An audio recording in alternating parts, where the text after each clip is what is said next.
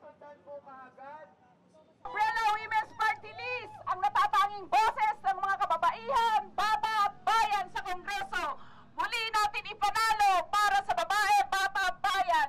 Ganun din ang pagpapanalo ng Umbrella Women's Party List ay panalo ng taong bayan kasama ang mga kababaihang magsasaka para sa tunay na reforma sa lupa, pagpapababa sa presyo ng mga pangunahing bilihin, lalong-lalo na ng bigas. Kaya maraming salamat po. Muling ipanalo ang Umbrella Women's Party List number 46 sa balota. Sa ng bayan! Kabataan! Narito po ngayon ang Kabataan Party List, ang una, tunay at natatanging boses ng kabataan sa Kongreso.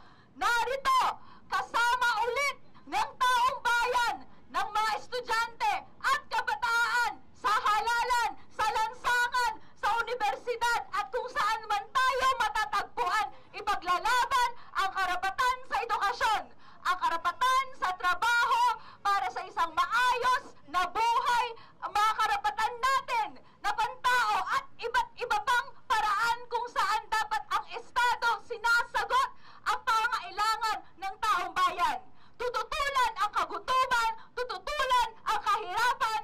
Number 4 sa balota, Kabataan Party List, alternatibong politika ng pag-asa, ipaglalaban. Pag-asa ng bayan! Kabataan!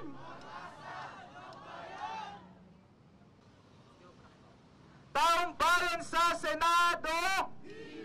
Po natin ang ating mga progresibong party list, ang Bayan Muna, ACT Teachers Party List. There's more! Nakikiisa po sa atin ngayong araw. Palakpakan po natin ang Health Workers Party List!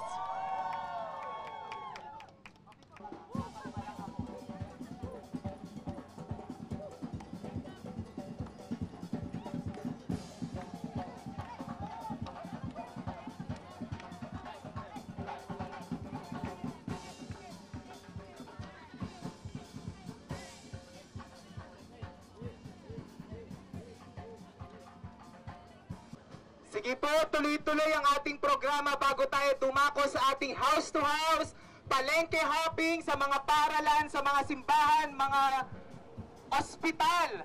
Kaya ngayon po, muli po nating palakpakan at kilalanin ang ating mga senators sa...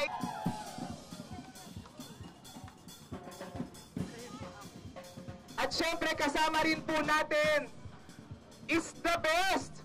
Mangingista naman sa Senado, Ronel Arambulo.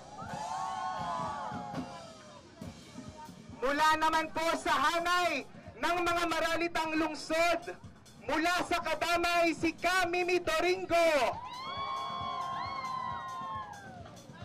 Palakpakan din po natin si Nurse Aline at si Teacher Franz Castro.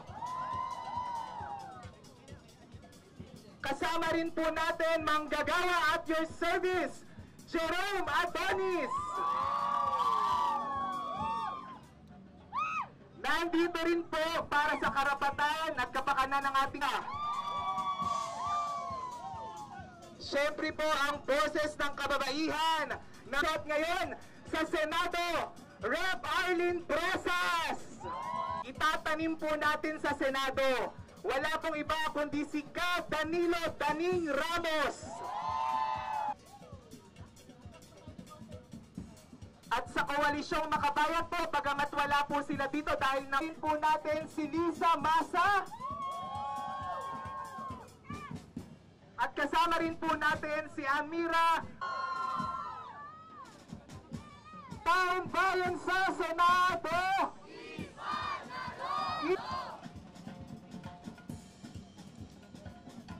Ng diwa ni Andres Bonifacio at lahat ng mga bayani ng ating mamamayan, kasama ang kanyang mga senatorial candidates at kandidato sa party list, ang opisyal na kampanya para sa halalang 2025.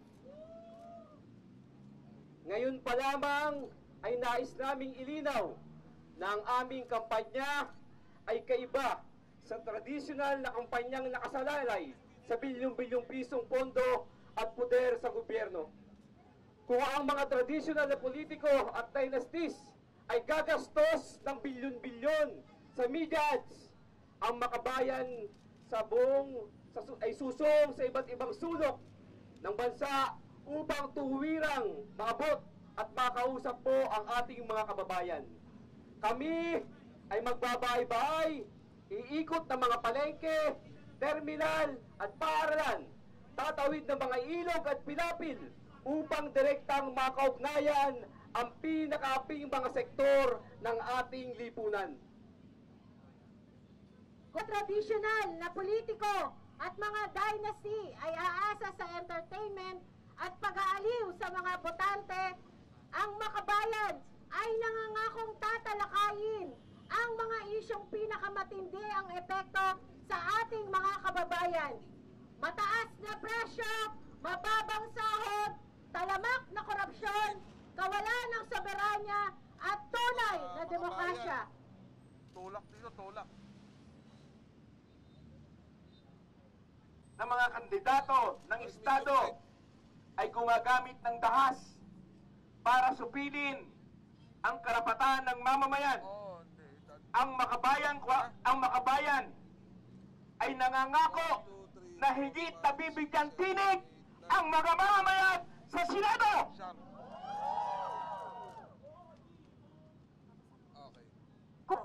Ay nagsasama-sama sa unity na nakabatay sa makitid na interes nila.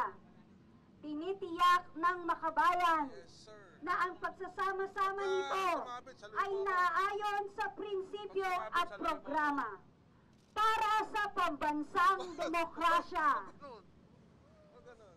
Kung ang mga nagaharing uri ay naniniwala na ang eleksyon ay paraan para palawigin ang kanilang kapangyarihan at impluwensya at poder at panatilihin ang bulok na sistema, ang makabayan ay naniniwala na ang eleksyong ito ay paglalantad ng bulok na sistema at sa gayon marinig ang boses ng taong bayan.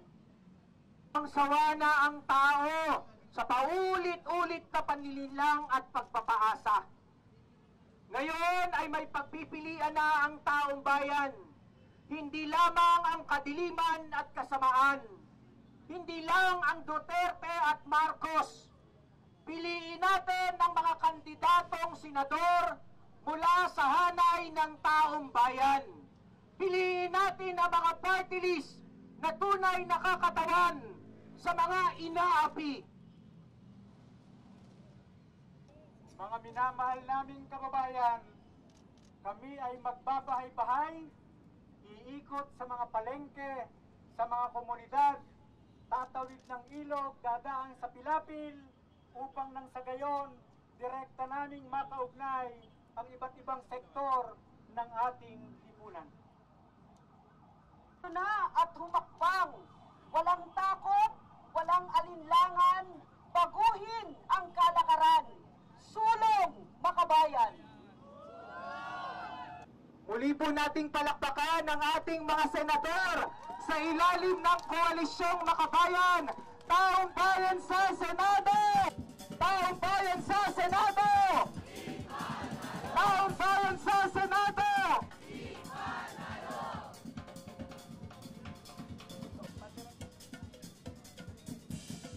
Sige po, tinatawagan po natin ulit ang mga kinatawan ng ating mga progresibong party list para po sa isang photo op kasama ang ating mga senador.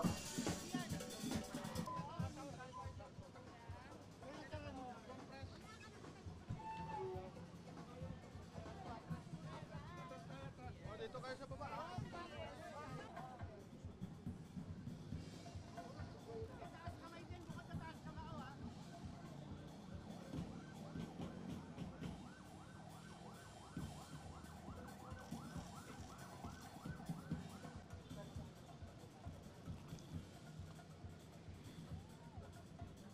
Taong bayan sa Senado! Mas malakas mga kasama!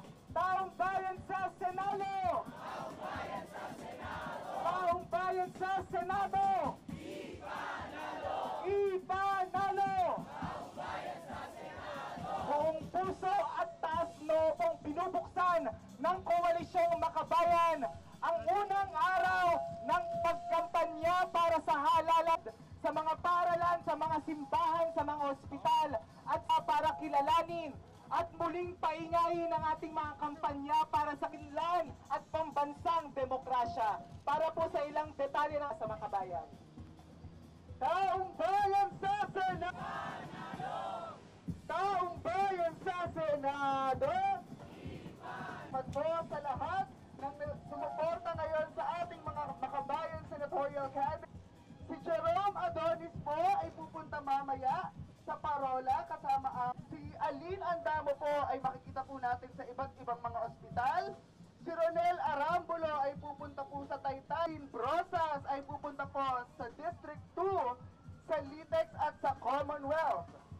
Si Franny Casino sa Tatalon at District 4. Si Mimi Doringo sa District 2 and 3. Si Modi Floranda, mga kasama niya ang mga tricycle drivers sa Sampaloc. And of course, wala po dito ngayon, pero patuloy po sila na nangangampanya sa Makabayan, si Amira Mek Lidasan at si Liza Masa sa Cagayan de Oro. At mamaya po si Danilo Ramos na kasama